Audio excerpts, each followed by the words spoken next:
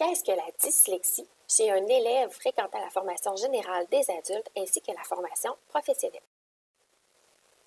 Donc, tout d'abord, la dyslexie, c'est un trouble du lire et du écrire. Donc, les manifestations possibles peuvent être de la confusion visuelle ou auditive de certaines lettres. Les plus connues sont le B et le D, le P et le Q, le N et le U, qui visuellement se ressemblent.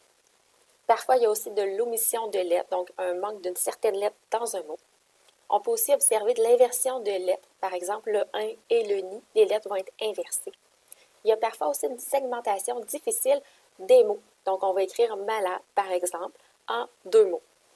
Il va y avoir aussi un décodage difficile des syllabes, c'est-à-dire qu'il va y avoir plus de difficulté à lire les syllabes et à les fusionner. Et on voit aussi, à l'occasion, des erreurs lexicales à l'écrit.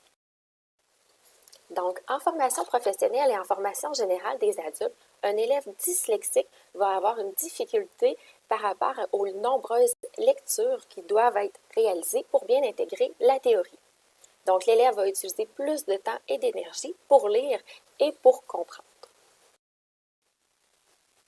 On peut aider un élève dyslexique en utilisant l'oral plutôt que l'écrit dans les consignes.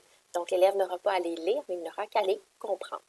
On peut aussi fournir à l'élève un outil de synthèse vocale, donc une lecture par un outil technologique.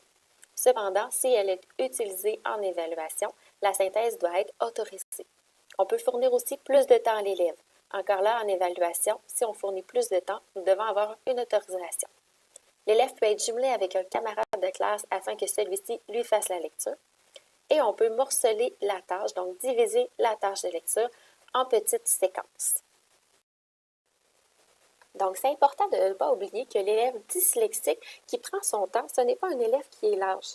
Donc, parce que la lecture va lui demander beaucoup d'énergie cognitive. Donc, parfois, il devra prendre de petites pauses pour redonner de l'énergie à son cerveau. Leur compréhension d'une notion est parfois altérée par des mots qui sont mal décodés ou par une surcharge cognitive.